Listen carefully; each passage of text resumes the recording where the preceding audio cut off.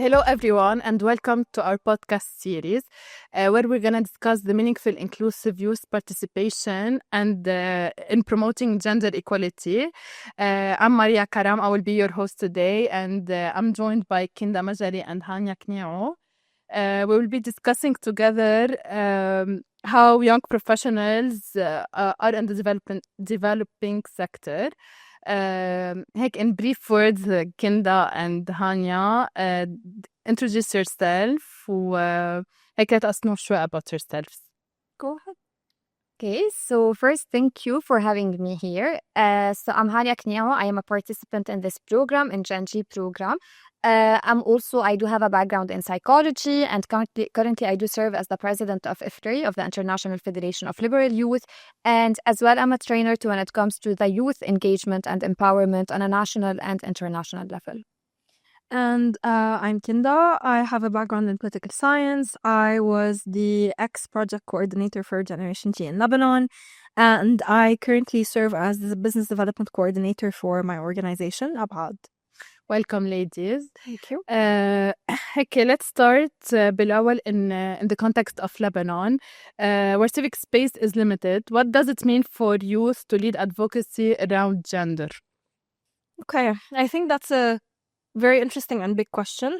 Youth in Lebanon are, in my opinion, one of the key pillars of what it means to be active, what it means to advocate for change. And I think specifically when it comes to gender equality, civil society organizations have played a very big role in promoting gender equality and promoting the protection of women and girls and the equal and inclusive participation of all parties. And I think the relationship that was created between youth and civil society has been very unique, specifically in the context of Lebanon. And I think, ما بعرف Hania, if you'd like to build on your experience as a young person who worked in the program. Okay. Well, we started this program 5 years ago, and I would say that we were like a group of youth from diverse background, diverse places in Lebanon, from diverse areas. Each one of us do think in a different way, but we all do align on the fact that the youth should be involved in decision making. So I would say like those kind of programs really do empower, and not only empower youth, but give us tools and educational part that we can actually start using that to advocate and to push for those change in Lebanon. Hanya, what was your initial expectations when joining this program? Well, I would say that like it is something new already. So I didn't have those expectations more than it's a space for youth to talk, to engage, to learn more about how we can influence as youth, as women, like the gap that we do have when it comes to gender in Lebanon as well, and to meet other people that we do think alike. And that was like the expectation, I would say. And throughout those 5 years, the outcome, I would say that when we saw the implementation, when we implemented our projects, when we were having this open conversation with other people from other areas, and each one of us were creating a program based on the needs that we were seeing, I felt like how much it was really empowering for us to take those ideas into something more concrete. Okay, so Kinda Hana, moving with the second question, how can programs like Genji ensure the participatory approach of youth in these programs as decision makers in general? So I think your question has two levels. When we talk about youth participation, yes, we talk about youth participation in the program's outputs on the ground and engaging youth in the program's implementation, but we also talk about what it looks like behind the scenes with youth who are actually involved in the organizations that are implementing the program itself. So the interesting part about youth engagement is that there's a very fine line between engaging youth with a purpose and having it be really meaningful, and it bordering on being tokenistic. And in a sense, a lot of times when we want to bring youth to the table, when we're working on programs like Genji, when we're working on programs that aim to engage youth, quote unquote, we end up bringing youth into a room where they're just sitting amongst themselves and they're having to have the same discussions that they have already amongst themselves. We're not really bringing any added value to youth. So I think how we approach youth engagement, which is maybe in part your question, we've opted as an organization, as a program, to really give youth the space to define what this program means to them, as opposed to parachuting a definition of the program onto them. And I think another aspect of youth in this program specifically was us, the team, the people that work behind the scenes to make the program happen. Whether it's me, whether it's the colleagues I've had the chance to work with. I think we were quite a young team, which is a very unique and experience. And it's also a blessing in some ways, because who better to work with youth than youth themselves? And I say this often. We've had conversations where we were in the room with people who were either around our age or even older sometimes, but they were still in the youth category. And I think it's super interesting to be on both ends and have those conversations together. So how do you ensure real participation? Engaging them in the conversations that matter, not just inviting them to attend activities and wishing them a good day. I think it's also about how, when you bring a youth into the conversation, you don't bring them in with a condescending tone. You bring them in really wanting to learn and having an open mind, because ultimately, if you're designing a program that aims to serve youth, you can't really serve them if you don't know what they need. So this is, I think, what Gen G was able to do, was really engage meaningfully with youth for them to participate meaningfully in the program. Hania, for you, what was it like to be engaged in designing the activities, maybe the implementation, or designing part of it, or being part of this program? Not only, as Kinda said, as a participant who's participating in just capacity building or in awareness, but more like designing the activities and the program itself. Okay, so I would say that as Kinda was saying, that when we want to involve youth, it's not about only providing a space where we do capacity building sessions, because there is plenty of programs for capacity building and plenty of programs to learn how to negotiate, how to advocate, and so on. But what I find that was like special about this program is the capacity and the space, actually, as I was saying, to bring those ideas that we had and we wanted to implement within our areas and to have it more of a concrete program. So I would say that was something that I really felt in this program, that there was us talking, us leading, and us thinking what is our needs, what is the priorities that we want to focus on. In what word, what would be, what does share power means to you both in a program like Gen G? I think power sometimes can have a negative connotation, but I think what we've managed to do in this context is redefine how power can look, because I think in Gen G, being a program where there are several organizations that are implementing it, there's already a sense of partnership there. But then how you translate that partnership to your work with youth, where you bring youth from, as Hania said, different backgrounds, different ways of thinking, different perceptions, and you give them an equal footing in the discussion, meaning that sometimes you're going to have to be in a room with people who don't agree with what you have to say. You're going to be in a room with people who don't necessarily see things the way you do. And I think power sharing is when you agree that everybody has an equal share in the space you're holding. And I think we've tried to do that in the program, and I hope we've succeeded, because there's been instances where conversations haven't been easy. There's been instances where we've had really challenging discussions amongst each other. But ultimately, what we did was allow everybody to be open in how they perceive things, and ultimately really gave everybody a space to authentically be themselves. And I think this was a process that really helped encourage change more organically, as opposed to forcing change to happen. So it's not only participatory, but it's also, I think, more efficient to really helping change happen naturally. Yeah, well, as cliche as it will sound, but we were agreeing to disagree. And specifically, like in different areas, we know that our society, the society that we do live in Lebanon, you have like more of a conservative people, that when you want to address specific issues, they would be more of like, they would build this resistance. So you cannot really talk about certain topics. And you have like other kind of people that they would be more open to talk and discuss those topics. I would find that, again, like during this program, we were meeting all kind of backgrounds and all kind of resistance on specific topics.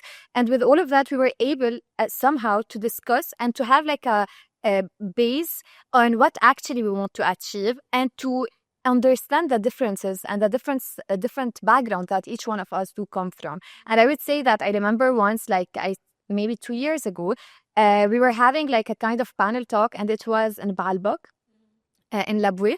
And during that, we were also like exchanging from someone that comes from the city with the other women and youth that they are in Baalbek to discuss more about different perspective. And it succeeded because we were actually listening to each other, even when we used to disagree about specific approach.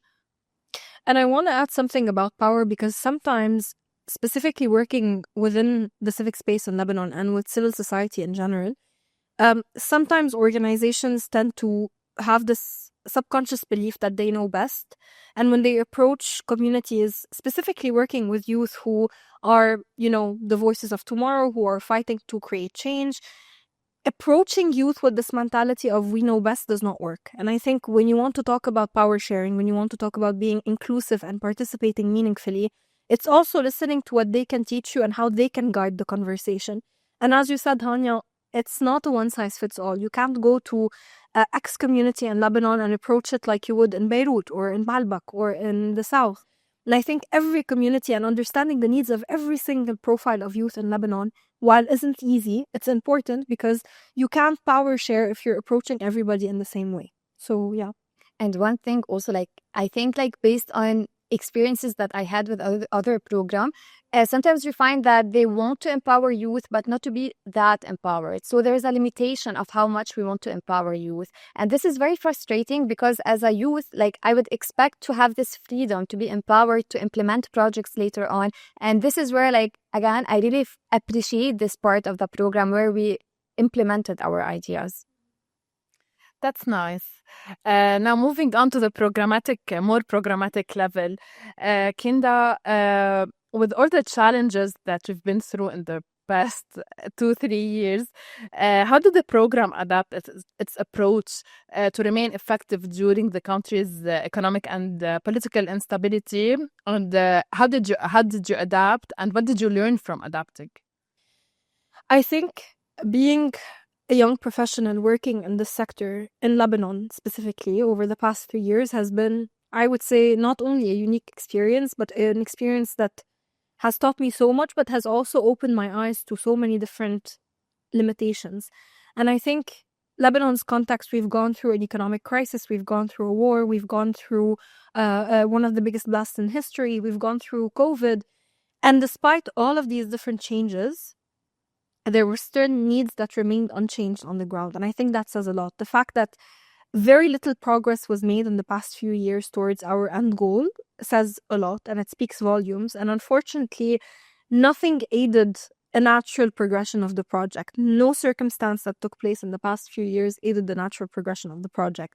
We had to plan, adapt, plan from scratch, go back to the drawing board so many different times. I can't even count how many times we had to rethink the intervention. And I think Hanya can attest to how many times we've had to have difficult conversations with the youth we were working with and say, hey, we don't think this is going to work. And that is so difficult because when you want to make sure youth are engaging in a meaningful way, in a participatory way, but you also have to have these difficult conversations where you say, hey, that's not feasible right now. You can't really do that right now. It's so challenging to create this balance. It's not easy. And I think as a professional, but also as a youth myself, I sometimes struggled finding that balance. I sometimes struggled between my commitments as a practitioner, as a professional towards this program, and knowing that I had certain deliverables and certain milestones I had to hit, but also my accountability towards the youth I was working with as a program manager, looking at the community of youth and the network we built over the past few years, and having to say no sometimes. It was hard. It wasn't easy. And I think it not only wasn't easy, but it was hard to justify sometimes because the beautiful thing about youth is their ambition and the way they're able to dream beyond limitations. And sometimes we live in a context where this, unfortunately, is very hard to accommodate. You have to be limited in how you approach things at times. So this balance was really hard to create. And I think on a personal level, it taught me where to compromise and where to put my foot on the ground. And I think, we compromised on a lot of things we wanted to see happen. That's true, unfortunately. But I think we did a lot with the few years we had. We had a lot of wins. Hanya, do you agree with what Kinda said? At the end of the day, the program was well adapted for the context of Lebanon because, like, again, we do live in a specific complex situation. So we always do have the crises that happen in the country when it comes to war, economic crisis, and any like other crises that happened within those years. So and again, we do have like the mentality of the people that we cannot be in another place and try to implement a program that we find that it has this gap between the program and the people itself. So as much as we can to have this to minimize this gap, it was more effective as an outcome. What would be like, the most thing you found it challenging in implementing in this past 2-3 years with everything the contextual the context that we live in? Well, I would say that maybe during the implementation of our like dialogue between the youth, because we were passing through a regional crisis and on a local level and on a regional level, and sometimes it's really hard to keep on prioritizing certain things when we find that we have to prioritize the surviving, and especially again living in the context of Lebanon, living in the context of the Middle East, you find that sometimes you are really away from the reality, but then you readapt your program based on the reality that you live. So I would say that that was something a little bit of a challenge, but we managed to adapt within the context. I would also want to add something because you touched on the fact that we were going through a very delicate period. And I think when it came to the crises the country witnessed, we forget that those same youth we want to engage in those programs are also going through those crises. They're the same people who are struggling to find a job. They're struggling to live in a stable environment. Their mental health is... Even their safety, their sense of safety, their mental health, everything around them is falling apart. So to then expect these same people to also be engaged, involved, put on their activist cap, want to hit the ground running, want to be involved in such programs, let alone programs that focus on gender equality, which right now in a country where nothing is functioning correctly, you're expecting that to also be a priority, which is so far removed from what people really need right now, because people are thinking about, how do I make ends meet at the end of the month? How do I find a job? How do I feed my family? Those are people's priorities. And while obviously working on gender equality is crucial because it's part of everything, healthcare, education, employment, whatever you want to talk about, but ultimately, it's not as easy as it sounds to, I want to implement a program in Lebanon and I want to encourage youth activism. Youth are burnt out in Lebanon, and I think people don't really understand that unless they've lived that. They're burnt out. They've done their due diligence when it comes to activism and, being, present in their communities and hitting the ground running. People, and youth specifically, are burnt out. So I think if we learn anything, it's to also have grace with the youth, because there's a lot on youth shoulders today in Lebanon, a lot of expectation, a lot of weight, and a lot of this burden of creating change falls on youth, and it's not a small burden. Yeah, and if I also want to add, especially the youth, that we are still trying to survive Lebanon, and we choose to stay in the country and to have the pressure of we want to make this change. So it's also a pressure that and a high expectation that everyone do have. They put on us that you will be able, and we want you to make this change so we can come back to the country. So this is also one of the things that we find that we are already living the local context and the local conflict that we are living in. As well, we have the pressure to fix the country. Okay, so building on what you both said, how do you envision youth activism, or how do you see youth activism in Lebanon in the context that we live in right now, regionally even? Yeah, I think we both mentioned how things have changed in recent years and how much more pressure there is on youth to be the catalysts of change. But I think something we didn't address is what activism looked like in the past few years in Lebanon. And I think it lost a lot of what it essentially stood for. Asking youth to volunteer their time, often for free, asking youth to take on the burden of leading interventions on the ground, of being liaisons with the community on the ground, and wanting them to do so much for not a lot in return. While, yes, it's very noble to ask you to do that, but it's also not realistic. We live in a community where most people not only have a job, they have multiple jobs to support their families, they're students, they are expected to contribute to the household and to helping their parents make ends meet. So on top of all of that, we also expect them to take a portion of their free time for free, to invest it in their community, and we expect them to do it, with no expectation in return, nothing in return, and then we're disappointed when they don't. And I think we came to a point in Lebanon where this might work in other contexts, but it doesn't in Lebanon. And I think we need to start revisiting and rethinking what it means to engage youth in programs. Because yes, volunteering is fun. It's fun when you're coming up as a teenager. It's fun when you're in your early years of university. But then there comes a point where you're in your early career, you're in your mid-20s, early 20s, where it doesn't do the job anymore. And youth are not just there for our, how do I put this in a diplomatic way? They're not just there to help facilitate the work on the ground. They have ideas, they have input, they have added value.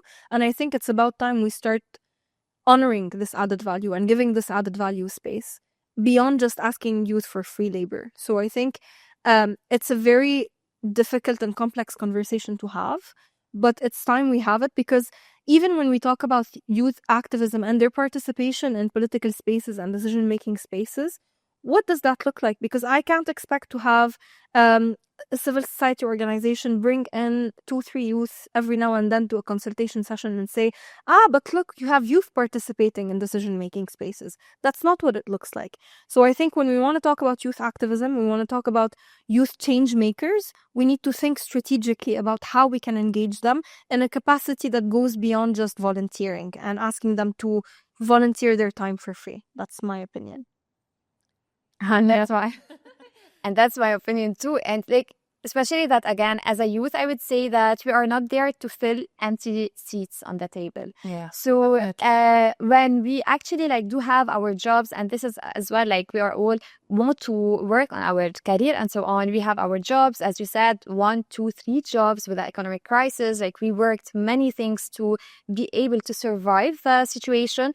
And then you work from Monday to Friday. Then on Saturday, Sunday, you are also expecting to volunteer. And you love to volunteer because you believe in the change that you want to see. But when we do talk also on a well-being level, sometimes it is really hectic and it's overwhelming to keep on giving, and not feeling that at least you are seeing a little bit of change or a little bit of anything that would make you feel that we see you and we appreciate your efforts. Yeah, definitely.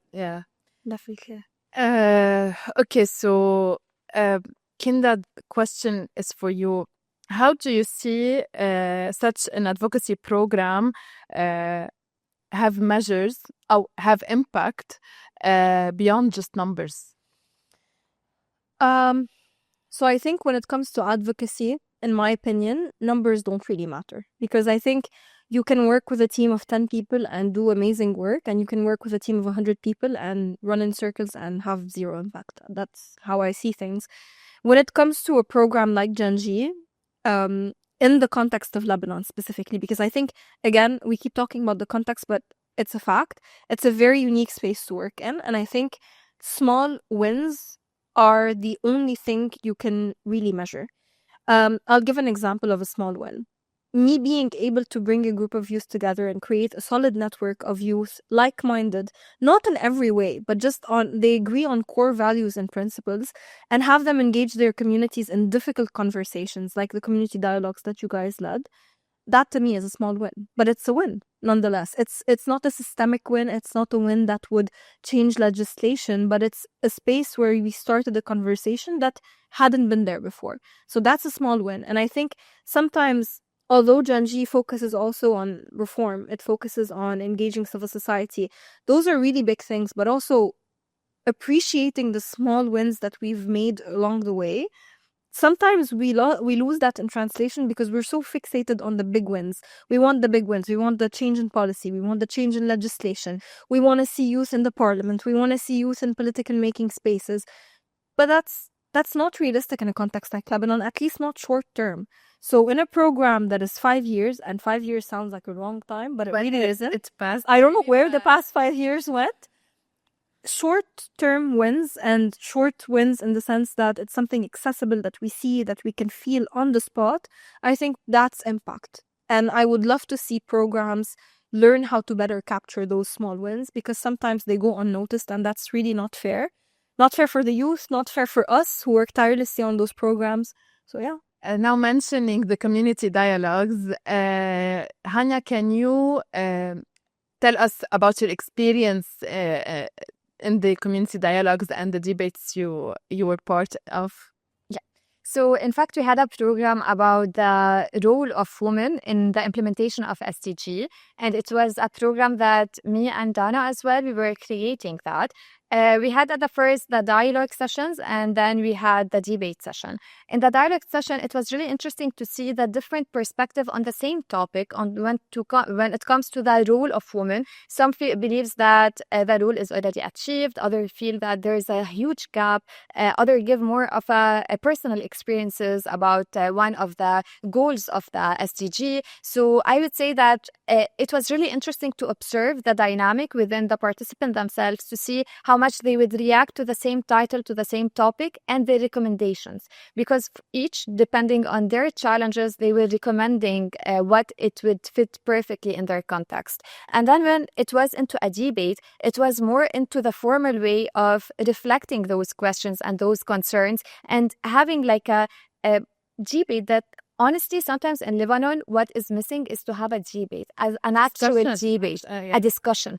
So I would say that we are used to have those informal discussions, but to make a formal discussions with arguments and with numbers, this is something that is not really there on the ground. So I would say that that was also something that opened more doors to search for research, numbers, how can we be solution-oriented in those kind of situations?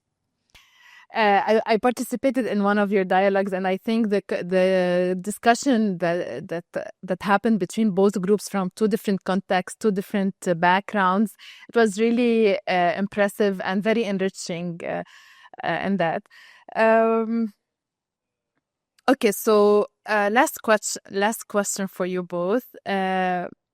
What do you think is missing in the youth advocacy space today? What do I think is missing from the youth advocacy space? A youth advocacy space. No, I'm serious, because advocacy in Lebanon, I think for the longest time has been very, I would say, very exclusionary. It's been restricted to civil society organizations. It's been restricted to select activists who've carved a space for them in the sector. And I think we're missing a space that is inclusive of youth in a real way, where youth can actually play a vital role. Because when we talk about youth, I think people have this perception that we're talking about people that have a few months a year during the summer where they're free, but you're actually talking about the upcoming labor market. You're talking about the people who are just graduating from university, who've worked hard to get their degrees, who have their own beliefs, who have their needs, who have something to say. And I think oftentimes advocacy spaces in Lebanon don't capture those voices. So I think a youth advocacy space would be great. And I also think that youth sitting together in a room alone without people who are actually in decision-making places makes no sense as well. So it doesn't make a difference if you're just putting youth in a room alone and they're just listening to each other, because they already listen to each other. They don't need us to facilitate conversations. I think they also need to be linked with the right people in the right spaces for it to make a difference. You mentioned, I think, something about the fact that a lot of times youth are missing debate and people are missing the sense of debate. I think when you celebrate the diversity that is Lebanese youth, because we're not a one-size-fits-all, we're so different, we come from so many different backgrounds, Lebanese youth, but also non-Lebanese youth living in Lebanon, because we tend to forget that Lebanese youth exist, but we also have a very big demographic of, Syrian youth, Palestinian youth, non-Lebanese youth on Lebanese ground who also experience Lebanon. So these people also need to be represented. They're a vital part of the community. So I think we have to remember that this diversity, it can also, sometimes it can feel like a challenge. But I think if we learn how to harvest this diversity, it can really be a great power for us to really create something that's wonderful together. And I think this is something Genji embodies really well, and the diversity it brought together. Hanya, what would be your advice for young people and young activists who want to work to join these kinds of programs or activism in Lebanon, civic engagement in general? Right. I would say that based on my humble experience, I would have like many advices, but one of the core things is nothing about us without us. So this is the way that youth need to think, that if actually we want to have a change about the priorities of youth, then we need to be there on the table and negotiate what we actually want to do. We need to learn how to advocate, how to raise awareness, and how to lobby, how to push for changes. It's good, the awareness part that we see on social media, but also like there's the other part of the lobbying. For example, when it comes to policy making, when it comes to reframing what is the priorities and what are the priorities of youth. So I would say, as an advice, it's a challenging situation when it comes to Lebanon to be involved and to be an activist and to always keep on managing between our responsibilities, work, career, and so on, and between the change that we want to see. But as long as we are still in Lebanon, and as long as we still believe in a better country that do fit every individual, regardless of their nationality, their religion, and any other differences that they might have, then we should keep on moving and keep on moving until we really do see the country that we believe in. هيك wrapping up, Kinda, this question is for you. If you were given a chance to redesign the project from scratch, what would you change, or how would it be different? I think I've learned a lot along the way. What I would change, I think I would envision youth's role differently. I think we made a very big leap in this program from envisioning youth as recipients, in the sense of I'm sitting in a chair and I'm receiving information. And we shifted the perspective to them being participants in all sense of the word. And I think I would take that approach, I would take that frame of mind and carry it forward in future designs.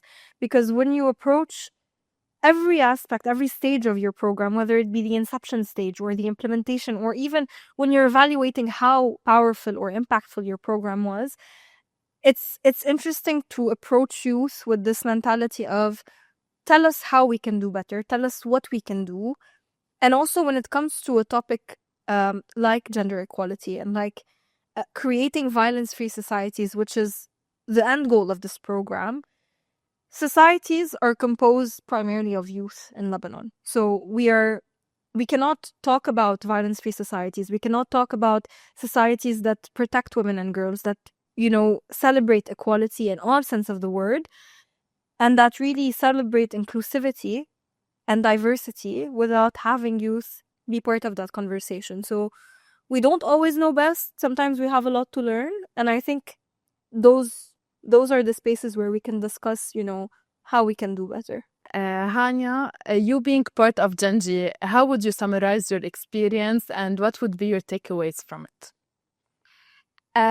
I would say, again, those kind of programs are much needed if I want to summarize about everything that we are talking about, especially living in a sensitive situation, a sensitive society as Lebanon.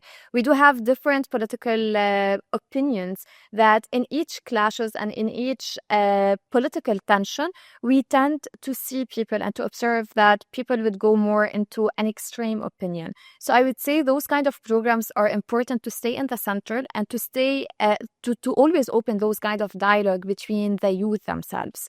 So especially that, again, we do come from different backgrounds. We already said that. So the impact of that is that sometimes we find this kind of resistance and we find that those topics are not well perceived into other communities and other people. So this is why we do face challenges as youth, I would say again. The challenges of sometimes not being accepted for talking on certain topics, for the taboo that we do also see in the society and live in the society, and us just trying to escape from all those kind of challenges and to always stay on the ground and to keep on advocating for what we believe in when it comes to gender justice and when it comes to gender equality and the role of women, the active role of women to achieve what we want to achieve in this context. So I would say the tension would remain there. Like, we know that from our the past generation that lived in Lebanon, like there is this political tension that would stay there, but how to survive this political tension and to continue on advocating for what we believe for. And I want to add something here, Hike, just to wrap up on what you said. It takes a lot of courage for a youth in Lebanon to stand up for certain topics and to speak on certain topics, gender equality being one of them. And I think we tend to forget how powerful it is when someone does make the decision to be an activist, to talk about these topics. We've had youth from very conservative communities be big activists in this project.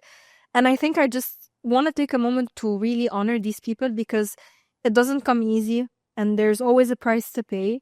And I think it's nice every now and then to take a step back and to celebrate people who make difficult decisions in a country that's really very politicized. And when we say politicized, we automatically mean also very sectarian and a lot of, religious connotations in politics. So topics like gender, topics like inclusivity and diversity, they're not easy conversations to have. So whether it's youth like Hanya or youth that come from, very, very conservative communities, I just say a big thank you for you guys to, for speaking up, for taking this stand, and for being part of programs like Genji. And if I want to say one last word on behalf maybe of the participant that participated in Genji, I'm pretty sure that all the participants that I saw during those 5 years, they were always grateful for the implementation of those kind of programs. So once again, thank you for the coalition to implement Genji. Thank you so much. Thank you, Kinda. Thank you, Hanya. It was a pleasure. Thank you, everyone, for watching, and see you next time.